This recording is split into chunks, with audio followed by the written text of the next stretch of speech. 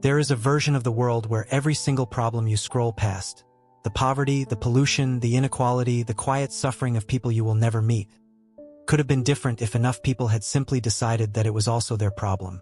Not their fault, their problem. And that one distinction between fault and responsibility is the thing that separates the societies that evolve from the ones that slowly, silently collapse under the weight of everyone waiting for someone else to care first. We live in an era of radical individualism, and individualism is not inherently wrong. The freedom to build your own life, chase your own goals, and define your own version of success is one of the most powerful ideas in human history.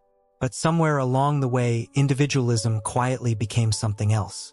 It became a permission slip to opt out, to scroll past the injustice because it didn't happen to you, to ignore the environmental damage because you won't live to see the worst of it, to step over the person on the street because you have somewhere to be and someone else will handle it and the system exists for exactly this reason, and anyway, what could you realistically do? And that logic, that perfectly reasonable, personally convenient logic, is the single most dangerous thing happening in modern society right now. Not because individuals are evil, because enough individuals opting out of collective responsibility creates a vacuum, and vacuums in societies don't stay empty. They get filled by the people and systems that benefit most from everyone else looking away. Social responsibility is one of those phrases that sounds like it belongs in a corporate report or a charity brochure, and that association has done enormous damage to the actual concept because it makes people feel like it's either someone else's job or a grand gesture reserved for people with resources they don't have. But social responsibility at its core is not about grand gestures. It is about the daily, unglamorous, often invisible decision to factor other people into your existence. To ask not just what is good for me, but what is the cost of this on the people and the world around me? And to let that answer actually change something about what you do next. Psychologists who study prosocial behavior, the science of why and how humans help each other, have found something that cuts against everything the cynical modern worldview wants you to believe about human nature. Human beings are not naturally selfish. We are naturally social, naturally empathetic, and naturally oriented toward cooperation. And the research consistently shows that people who act in socially responsible ways, who contribute to their communities, who consider their impact on others, report significantly higher levels of meaning, connection, and psychological well-being than people who don't. The person who opts out doesn't just make the world slightly worse. They make their own internal world slightly emptier. Because we are wired for belonging, and belonging is not just about being around other people. It is about genuinely matching to them, about knowing that your presence in this world has a weight and a warmth that extends beyond your own front door. Social responsibility is not a sacrifice.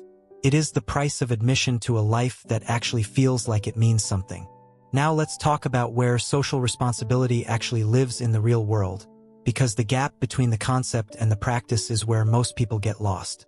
It lives in the business owner who pays their workers a wage that allows them to live with dignity instead of the minimum required by law. It lives in the consumer who thinks twice about what they're buying, who made it, and what it cost the person and the planet before it arrived at their door. It lives in the professional who speaks up when something wrong is happening inside an institution they're part of. Not because it benefits them, not because someone is watching, but because silence in the face of institutional wrongdoing is its own kind of participation. It lives in the ordinary person who votes, who shows up to the local meeting nobody else thinks matters, who teaches their children that the world outside this family also deserves their consideration. None of these are heroic acts. All of them are revolutionary, because a society where these things are the norm instead of the exception is a fundamentally different society than the one most of us are currently living in. One of the most powerful and least discussed aspects of social responsibility is its relationship to power. The people who benefit most from others ignoring their social responsibility are almost always the people who already have the most. Every time a community stops paying attention, stops holding institutions accountable, stops demanding that power comes with proportional responsibility, that power grows, consolidates, and starts making decisions that serve itself at the direct expense of everyone who is too busy or too tired or too cynical to push back. This is not a conspiracy. It is just the entirely predictable behavior of systems with no external accountability.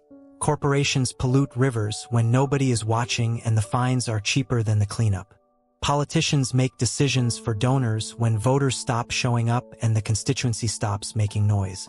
Landlords let buildings fall apart when tenants don't know their rights and the inspection system has no teeth.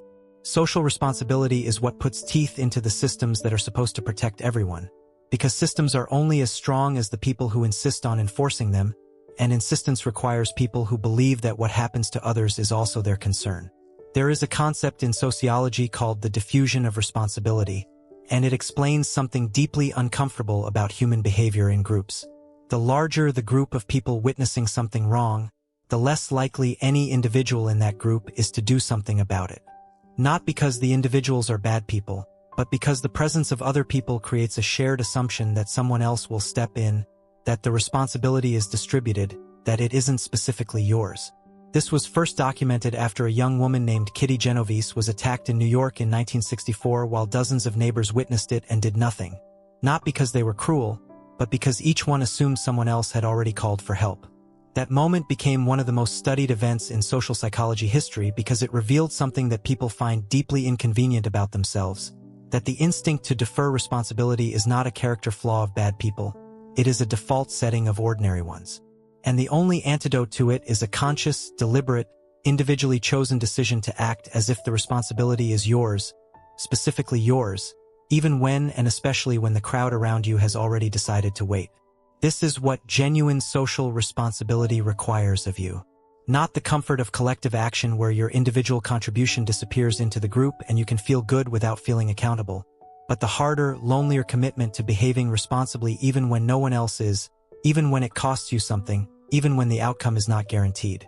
Because the world doesn't change in the moments when everyone suddenly decides to do the right thing at once. It changes in the quiet, unwitnessed moments when one person decides to do it anyway. There is a generation alive right now that is inheriting a set of problems, environmental, social, political, economic, that were created by people who consistently prioritized their immediate interests over their long-term collective responsibility. And that generation is angry, and they are right to be angry, but anger without a corresponding commitment to do differently is just another form of the same avoidance, because it feels like action while requiring nothing. The question social responsibility actually asks of you is not who is to blame. Blame is easy, blame is satisfying, blame requires nothing from you beyond the certainty that it is not yours. The question it asks is, knowing what you know, what are you willing to do differently? What are you willing to buy differently, vote for differently, speak up about differently, teach differently, build differently?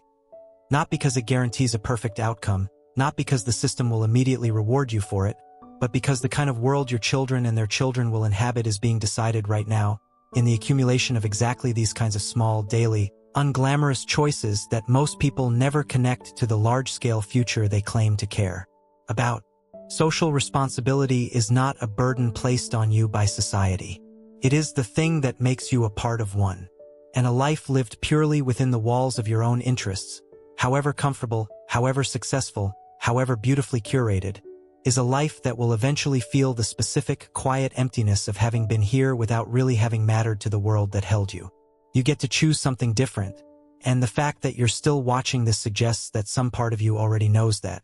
If this gave you something real today, share it with one person who needs to hear it, and subscribe to Daily Dose of Knowledge because this channel exists for the people who actually want to understand themselves.